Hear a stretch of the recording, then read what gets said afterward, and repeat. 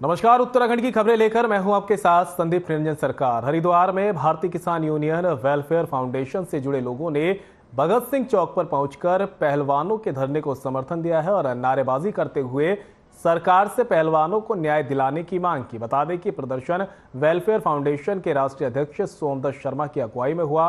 भारतीय किसान union welfare foundation के राष्ट्रीय अध्यक्ष ने कहा कि प्रधानमंत्री नरेंद्र मोदी बेटी बचाओ बेटी पढ़ाओ का नारा देते हैं, वह नारा कहीं भी दिखाई नहीं दे रहा है। आज काफी समय से देश का गौरव महिला पहलवान अपनी मांगों को लेकर धरना प्रदर्शन कर रही हैं, मगर दिल्ली पुलिस द्वारा उनका उत्पीड़न किया जा रहा है, जो दुर्भाग्यपूर्ण है।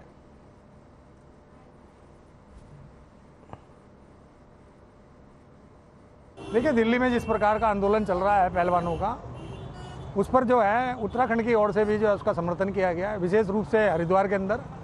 और अभी भगत सिंह जी के चरणों में नमन करते हुए यहाँ पर सांकेतिक रूप से धरना दिया गया है तमाम उन पहलवानों के समर्थन में जिनकी न्याय संगत मांगों के लिए लगातार वो 23 तारीख से लगातार संघर्ष कर रहे हैं। माननीय प्रधानमंत्री जी से सीधी सीधी मांग है कि इस पूरे प्रकरण की जाँच होनी चाहिए और जाँच भी जो है किसी ऐसे जज से होनी चाहिए जो सिटी जज हो।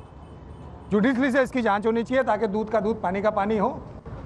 माननीय प्रधानमंत्री जी कहते थे बेटी बचाओ बेटी पढ़ाओ का नारा भी दिया उन्होंने और बेटियों के लिए बहुत कुछ काम भी किया। मेरी तो यही मांग है, अगर ब्रजभूषण सांसद जी ने ऐसा कोई कार्य किया है उसकी जुडिशियल के द्वारा जांच कराई जाए और दूध का दूध और पानी पानी करके उसका न्याय दिलाया जाए। अगर ऐसा नहीं होता तो भारतीय किसान यूनियन वेलफेयर फाउंडेशन हमारे राष्ट्रीय अध्यक्ष सोमदत्त शर्मा जी और राष्ट्रीय महामंत्री संजय चोपड़ा जी के नेतृत्व में जल्दी ही दिल्ली की ओर कूच करेगा और पहलवानों को न्याय दिलाने का काम करेगा।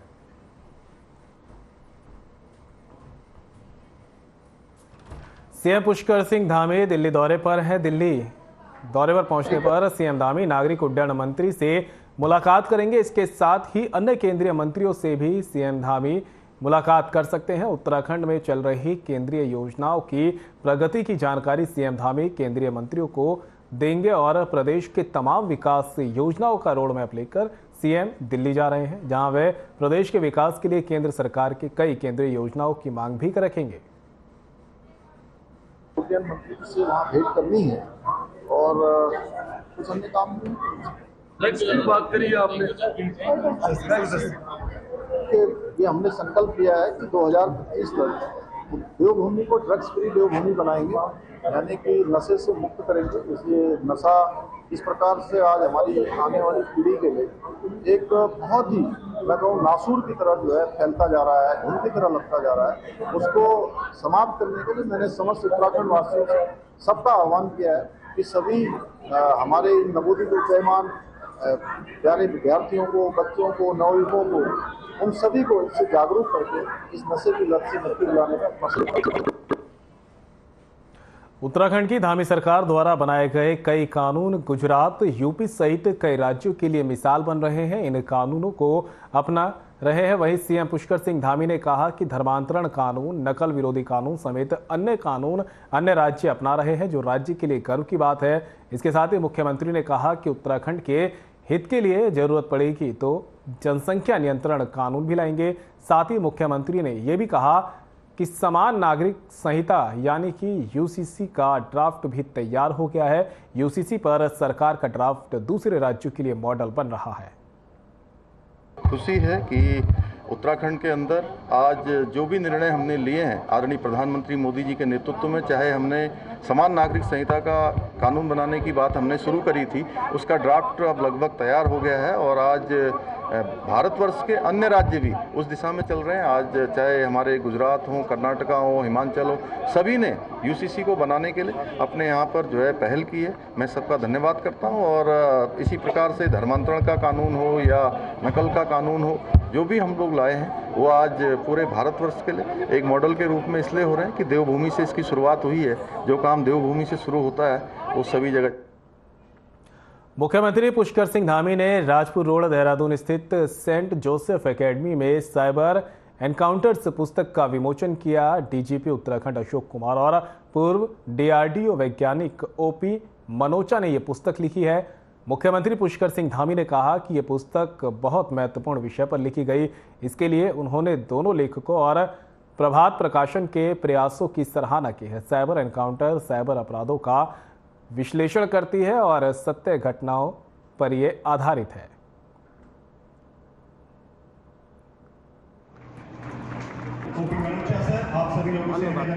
इस बात को है कि आज की तारीख में साइबर क्राइम बहुत तेजी से बढ़ रहा है और उसकी चुनौती बहुत ज़्यादा बढ़ चुकी है। उसको पार पाने के लिए हमने इसमें रियल लाइफ से कहानियां उठाई हैं कि साइबर क्राइम की कहानियां, कैसे साइबर क्रिमिनल क्राइम करते हैं, क्या उनका क्राइम करने का तरीका होता है, कैसे उसे पुलिस वर्कआउट करती है। हमारे डीजीपी श्री अशोक कुमार जी के द्वारा आज ये साइबर एनकाउंटर्स और उनके सह लेखक उनके साथी मनोज मिनोचा जी के द्वारा ये पुस्तक लिखी गई है। निश्चित रूप से जिस प्रकार से आज साइबर क्राइम बढ़ा है, अपराध की दुनिया में नए नए प्रकार के क्राइम किए जा रहे हैं और जाने अनजाने में लोग उसके शिकार हो रहे हैं, तो ये पुस्तक उन सभी को जागरूक करने में और उन सभी से कहीं चेताने का काम करेगी। के साथ साथ सोशली कैसे लोगों को अवेयर किया जाए उसको लेकर उत्तराखंड नियाल जी और चारू जी।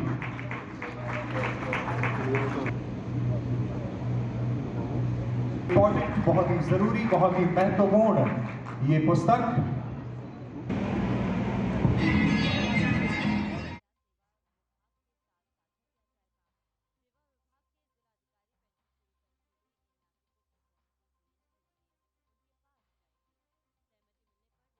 प्रदेश में आगामी दिनों में सांसदों के प्रवास के कार्यक्रम शुरू होने हैं। बीजेपी उन बूथों पर फोकस करना चाहती है, आपको बता दें, जो कमजोर है, जहां बीजेपी का वोट बैंक ज्यादा नहीं है, जिसको देखते हुए आगामी 15 मई से 15 जून तक सभी सांसदों के प्रवास का कार्यक्रम तय किया गया। मामले पर जानकारी देते हुए बीजेपी प्रदेश अध्यक्ष महेंद्र भट्ट ने बताया कि सांसदों के प्रवास के दौरान कई कार्यक्रम के आयोजन किए जाएंगे और इसमें मुख्य वो जगह चिन्हित की गई है जहां बूथ कमजोर है, जिससे हम चुनाव से पहले मजबूत करना चाहते हैं। साथ ही कई सड़कों का भी शिलान्यास है। बूथ स्तर पर जो टोली बनी है उसके साथ सांसदों की बैठक आयोजित होगी।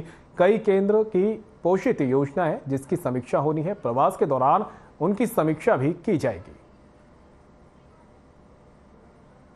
तो हमारे लोकसभा के 5 सांसद हैं और राज्यसभा के 3 सांसद, उनके कार्यक्रम एक माह के कार्यक्रम 15 मई से 15 जून तक बनेंगे। वो कार्यक्रम जारी कर दिए, कुछ सांसदों ने अपना कार्यक्रम बना के दे दिया।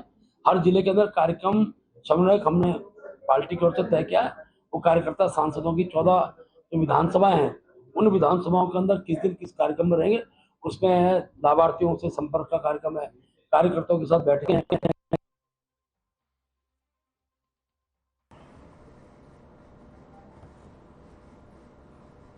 रुड़की शहर में बजरंग दल के द्वारा मार्च निकालकर विरोध प्रदर्शन किया गया। ये विरोध प्रदर्शन कर्नाटक चुनाव में कांग्रेस के द्वारा अपने घोषणा पत्र में बजरंग दल पर प्रतिबंध लगाने के विरोध में किया गया है। इस दौरान बजरंग दल के कार्यकर्ताओं के द्वारा यहां पर कांग्रेस के खिलाफ जमकर नारेबाजी भी की गई। विश्व हिंदू परिषद और बजरंग दल के नेता संदीप खटाना ने इस अवसर पर कहा कि कांग्रेस के द्वारा हिंदू विरोधी मानसिकता और मुस्लिम तुष्टीकरण के चलते बजरंग दल पर प्रतिबंध लगाने की बात की गई है।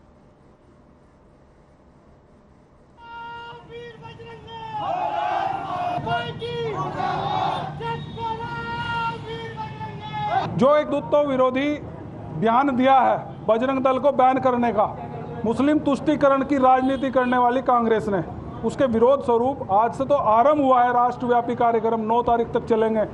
सामूहिक महाआरतियां होंगी, हनुमान चालीसा का पाठ होगा और एक अपने आप में राष्ट्रीय स्वयंसेवक संघ का एक अनुषांगिक संगठन बजरंग दल है। उस निमित्त वो हम दिखाएंगे कि हम कितने अनुशासित और हमारे बजरंगी कितने अनुशासित हैं। द्वारा विधानसभा चुनाव कर्नाटक में अपना एक मैनिफेस्टो जारी किया गया और उसमें मुस्लिम तुष्टीकरण की राजनीति करते हुए पुनः अपनी वही हिंदू विरोधी मानसिकता को दर्शाते हुए एक राष्ट्रवादी संगठन बजरंग दल की तुलना पीएफआई से की गई और ऐसा वादा किया गया वहाँ की जनता से कि यदि वो सत्ता में आएंगे तो बजरंग दल पर प्रतिबंध लगाने का कार्य करेंगे।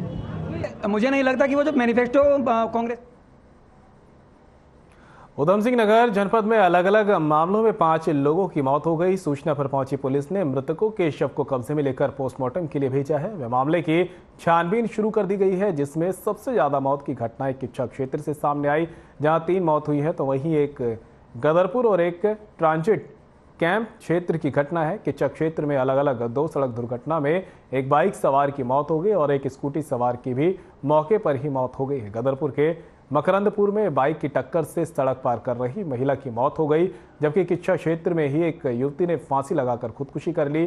तो वहीं ट्रांजिट कैंप थाना क्षेत्र में भी एक युवक के द्वारा फांसी लगाकर खुदकुशी का मामला सामने आया। सूचना पर पहुंची पुलिस ने सभी मृतकों के शव को कब्जे में लेकर पोस्टमार्टम के लिए भेज दिया है। मामले की जांच शुरू कर दी गई है और मृतकों के परिजनों में इस बीच चौकाराम की खबर भी आई है। रुद्रपुर के एसपी सिटी मनोज कत्याल ने बताया कि किच्छा के हल्द्वानी रोड पर तेज रफ्तार बाइक जानवर से टकरा गई, जिसमें बरेली उत्तर प्रदेश का रहने वाला बाइक सवार धर्मवीर की मौत हुई है। तो वहीं हल्द्वानी निवासी स्कूटी सवार रोहित सिंह की खनन के ट्रक की चपेट में आकर मौत हो गई। इसके अलावा गदरपुर के मकरंदपुर में बाइक की टक्कर से सड़क पार कर रही महिला जशोदा की मौत हुई। तो वहीं चौथा मामला रुद्रपुर के ट्रांजिट कैंप का है, जहां युवक अमित ने फांसी लगाकर खुदकुशी कर ली है और किच्छा में युवती आरती ने भी अपने ही घर में फांसी लगाकर खुदकुशी कर ली। सूचना पर पहुंची पुलिस ने सभी मृतकों के शव को कब्जे में लेकर पोस्टमार्टम के लिए रुद्रपुर भेज दिया है और पूरे मामले की छानबीन शुरू कर दी है।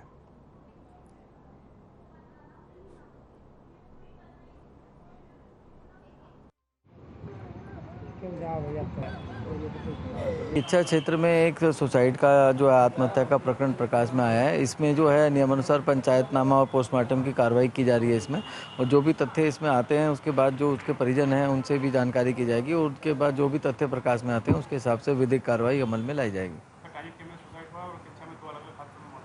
ये दो एक्सीडेंट जो हैं किच्छा में हुए हैं, उसमें जो घटनास्थल का निरीक्षण है वो किया जा रहा है और इसमें जो भी फैक्ट्स होंगे उसके हिसाब से लीगल एक्शन इसमें किया जाएगा और जो भी घटना के कारण होंगे उनकी जांच करके पुनरावृत्ति उनकी न हो इसके लिए पूर्ण प्रयास किए जाएंगे।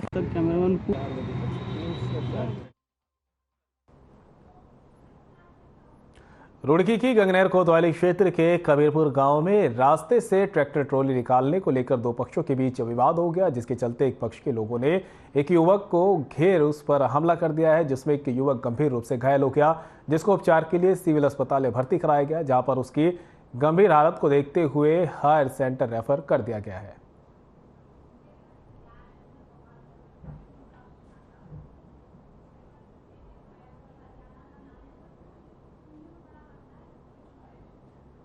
और रास्ते में उनकी बुकी खड़ी थी, दूसरे वालों की रास्ते में खड़ी कर रखी थी इन्होंने हटा दी, तो उनने नसीब ने आगे पहले तो चाचा के मारे, फिर घर में घुस गया। फिर हम तो चले गए घर वापस, हम जा रहे थे, मैं और मेरे चाचा हम तो घर चले गए, आधे रास्ते पे गए और वो भाई जो है सकीम इनकी बैठक पे बैठ गया।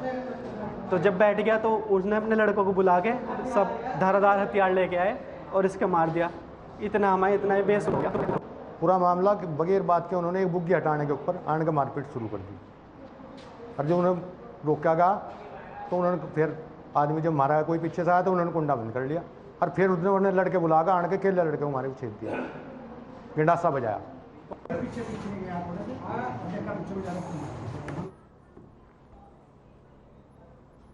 जिलाधिकारी के निर्देश पर प्रशासन की टीम ने टांडा तिराहे से लेकर मुरादाबाद रोड तक अतिक्रमण हटाया। मामले पर जानकारी देते हुए उप जिलाधिकारी अभय प्रताप सिंह ने बताया कि क्षेत्र में सारे अतिक्रमण चिन्हित कर लिए गए हैं। जब तक पूरे काशीपुर क्षेत्र में जितने भी अतिक्रमण है सारे जब तक हटा नहीं दिए जाएंगे तब तक ये अभियान जारी रहेगा। बता दें कि डीएम के निर्देश पर काशीपुर प्रशासन की टीम ने मुरादाबाद रोड, रामनगर मार्ग, बाजपुर मार्ग पर भी अतिक्रमण हटाओ अभियान चलाए जाने के साथ सरकारी भूमि पर हुए अतिक्रमण हटाए। इन जगहों पर पहले ही प्रशासन अतिक्रमण को चिन्हित कर चुका है, जिसके बाद प्रशासन ने ये कार्रवाई की है।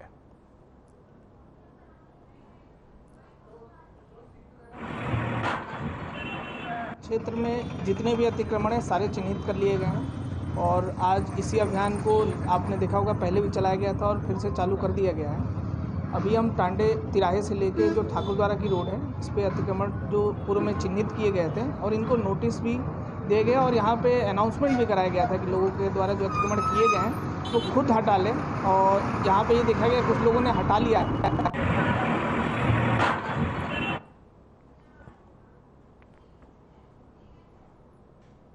मुख्यमंत्री पुष्कर सिंह धामी के विधानसभा चंपावत के टनकपुर क्षेत्र में आयोजित होने वाले माता पूर्णागिरी धाम मेले का आयोजन इस वर्ष बीते महीने 9 मार्च को मुख्यमंत्री की इच्छा अनुसार भव्य रूप से किया गया था। मेले के शुभारंभ पर ही मुख्यमंत्री ने कहा था कि वे चाहते हैं कि इस मेले का संचालन पूरे वर्ष भर किया जाए। इसी मानक को ध्यान में रखते हुए जिला प्रशासन ने इस बार पूर्णागिरि धाम में सभी सुविधाओं का विस्तार वार्षिक मेले के आधार पर करना शुरू कर दिया है, जिसका असर भी देखने लग रहा है। वर्षों से लगातार पूर्णागिरि धाम में माता के दर्शन करने आने वाले तीर्थयात्रियों के द्वारा इस बात को बताया जा रहा है कि हर वर्ष की अपेक्षा इस वर्ष मेले में सुविधाओं का बेहतर इंतजाम किया। साथ ही तीर्थयात्री मेले के लिए किए गए सभी इंतजामों से संतुष्ट नजर भी आ रहे हैं। हमारे यहाँ जो मेला 5 साल तक चला था वो भव्य इस साल मेला अच्छा रहा है। और जो हमारे यहाँ खाने पीने की सामग्री है वो उचित रेट पे दी जा रही है। और जो सामग्री की डेट एक्सपायरी है वो डेट एक्सपायरी हमारे यहाँ नहीं है। और माता पूर्णागिरि में जो आने वाले श्रद्धालु हैं उनके लिए बैठने की उठने की बहुत अच्छी सुविधा है, खाने पीने की अच्छी सुविधा है उनके लिए। हाँ, मेला प्रशासन की भक्तियान की अच्छी उनकी शक्ति यानी उठ रही है। मेला के लिए जो यात्री आ रहे हैं उन श्रद्धालुओं के लिए खूब अच्छा तरह से योगदान दिया है उन्होंने। आज क्षेत्रीय विधायक उन्होंने भी अच्छा कार्य करवाया, साफ सफाई और पुलिस प्रशासन लाइट व्यवस्था खूब अच्छी तरह करवाई है। इस साल 5 साल से भी अच्छी करवाई है उन्होंने। सारी सेवाएं निःशुल्क मिलते हैं यात्रियों को। जो भी होता है वो सरदार साहब प्रसाद लेता है नहाने धोने के बाद। सामान जमा सब हम करते हैं, लौट के आएगा उसको कंबल दिया गद्दे सब हम फ्री देते हैं, कोई उसका पैसा लेते हैं। प्रशासन का भी पूरा सहयोग मिला है, ऐसा कुछ नहीं है यहाँ पर। प्रशासन भी पूरा सहयोग देता है हमको, देता हुआ आ रहा है वर्षों भर। और इतना कोई मतलब वो नहीं है, यात्री को कोई परेशानी नहीं होती है यहाँ पर। इतना यात्री को गर्म पानी देते हैं नहाने के लिए, ओढ़ने के लिए कंबल दिया जाता है, सारी बिछाई दवाई निःशुल्क होती हैं। बस प्रसादी के लिए हम कहते हैं प्रसादी यात्री को लेना पड़ता है जो भी मंदिर में चढ़ता है। प्रशासन तो हमारी वैसे हेल्प करते हुए आ रहा है, फिर आगे को और करता है, ऐसा कुछ नहीं है। जैसे ऑप्शन में रोड बंद हो जाती है, रोड भी प्रशासन तुरंत तो खोल देता है। हमें ऐसी कोई आज अब पहले ऐसी नहीं होती है, दिक्कत नहीं होती है। और लाइट का है, इसका है, तो सब हमें खुद भरना पड़ता है बिल्स का, तो ऐसा वो नहीं है। बाकी सरकार की तरफ से बहुत हमें फ़ायदे मिल रहे हैं। इससे जैसे मेला हर साल बढ़ते आ रहा है और पुलिस प्रशासन का भी बहुत सहयोग मिलता है हमको। अच्छी लगी है कि पुलिस प्रशासन भी सही है और यहाँ के जो यात्रीगण हैं यानी ध्यान रखते हैं, पुलिस वाले भी ध्यान रखते हैं। और जहाँ हम लोग ठहरते हैं यहाँ भी कुछ ज़्यादा पैसे नहीं चार्ज लेते हैं और आराम से ही हम लोगों को यात्रा करवाते हैं। और हम आए हैं लखीमपुर खीरी से आ रहे हैं नेपाल से। अब यहाँ के मंदिर का माहौल है, बहुत अच्छा लग रहा है। और ऊपर जाके भगवान का दर्शन करेंगे और बहुत अच्छा लगेगा। पहले से और अब से बहुत फर्क है। साफ सफाई बढ़िया है, पानी की व्यवस्था बढ़िया है, अब सब कुछ बढ़िया है। बहुत अच्छा लग रहा है, बहुत अच्छा।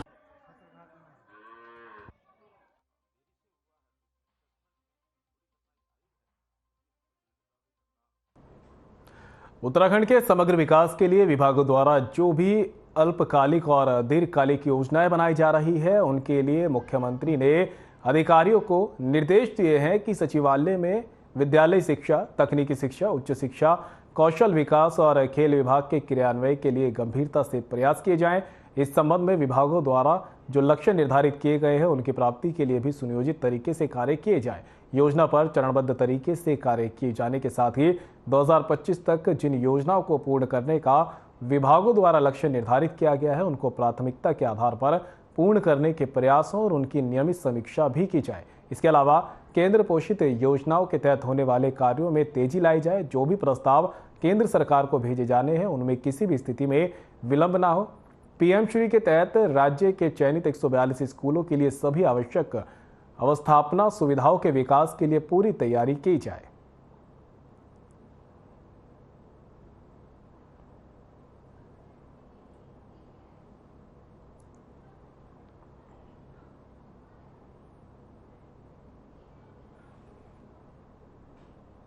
प्रदेश सरकार में दायित्व के लिए इंतजार कर रहे बीजेपी नेताओं को कर्नाटक चुनाव के बाद दायित्व मिल सकता है। दायित्व पाने के लिए बीजेपी नेताओं ने अपने नजदीकी नेताओं से सोर्स लगाना भी तेज कर दिया है। इसके साथ कैबिनेट में विस्तार जल्द होने की कम संभावना है। सरकार पहले बागेश्वर विधानसभा उपचुनाव में जाएगी और उसके बाद कैबिनेट विस्तार करेगी। बागेश्वर उपचुनाव सीट रिक्त होने के 6 माह के भीतर होगा। बीजेपी प्रदेश अध्यक्ष महेंद्र भट्ट ने इसको लेकर संकेत दिए हैं। इसके साथ ही मुख्यमंत्री धामी ने भी ऐसे ही संकेत दिए हैं। बीजेपी प्रदेश अध्यक्ष महेंद्र भट्ट ने साफ किया कि कर्नाटक चुनाव के बाद ही दायित्व बंटवारे और कैबिनेट विस्तार पर विचार किया जाएगा, क्योंकि अभी चुनाव की तैयारियां की जा रही है।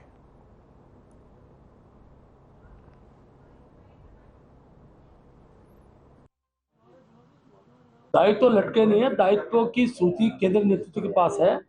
कर्नाटक चुनाव के कारण विलंब हुआ है और माननीय मुख्यमंत्री जी ने अभी हमारे प्रदेश के प्रभारी दुष्यंत गौतम जी से उनकी भेंट हुई है। बहुत जल्दी सूची सार्वजनिक होगी और मुझे लगता है कि 15 के बाद फिर सब पर चर्चा।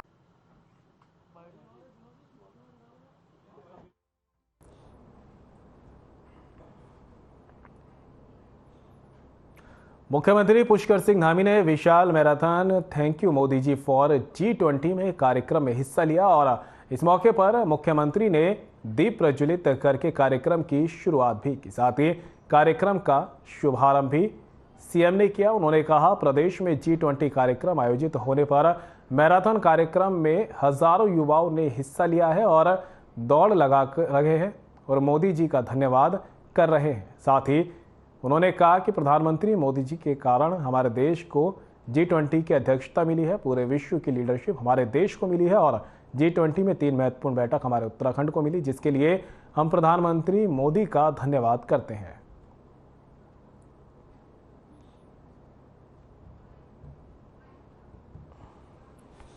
G20 समिट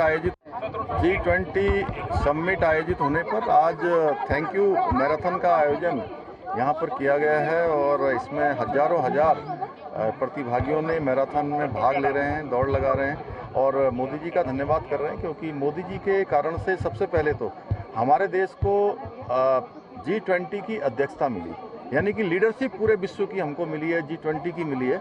उसके लिए मोदी जी का अभिनंदन है और साथ में उत्तराखंड को भी, हमारे राज्य को पहली बार इतनी बड़ी जो विश्व स्तरीय बैठक हो रही है, समिट हो रही है, उस बैठक की 3 महत्वपूर्ण जो मीटिंग्स हैं वो उत्तराखंड को मिली है।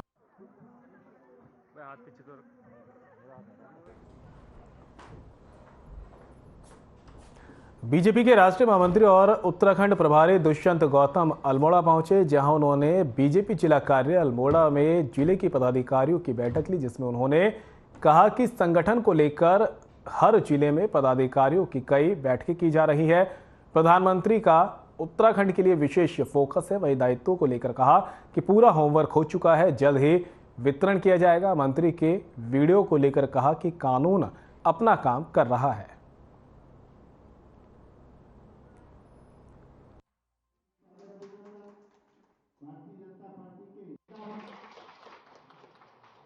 भारतीय जनता पार्टी की रूटीन में बैठ के चलती है। महामंत्री और प्रभारी होने के नाते यहाँ से कि मैं हर जिले का प्रवास कर रहा हूँ और पूर्व में जो योजना है उन योजनाओं की क्या स्थिति है, आने वाले समय के अंदर हमारे सामने क्या क्या चुनौती है और चुनौती के साथ साथ जो हमारा संकल्प है आने वाला दशक उत्तराखंड का होगा, ये प्रधानमंत्री ने संकल्प लिया हुआ है। दूसरा, सेवाई संगठन सेवाई समर्पण के माध्यम से योजना का लाभ अंतिम व्यक्ति तक पहुंच जाए, इसके लिए हमारे कार्यकर्ता तन मन धन से लगे हुए होते हैं, उन योजनाओं को वहां तक पहुंचा जाए।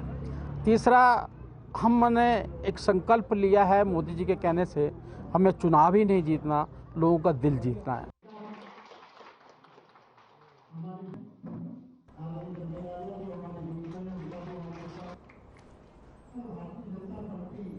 और बुलेटिन में मेरे साथ इतना ही, दीजिए इजाजत, नमस्कार। उपनिषद का कथन धर्मो रक्षति रक्षकः, यानी यदि हम धर्म की रक्षा करेंगे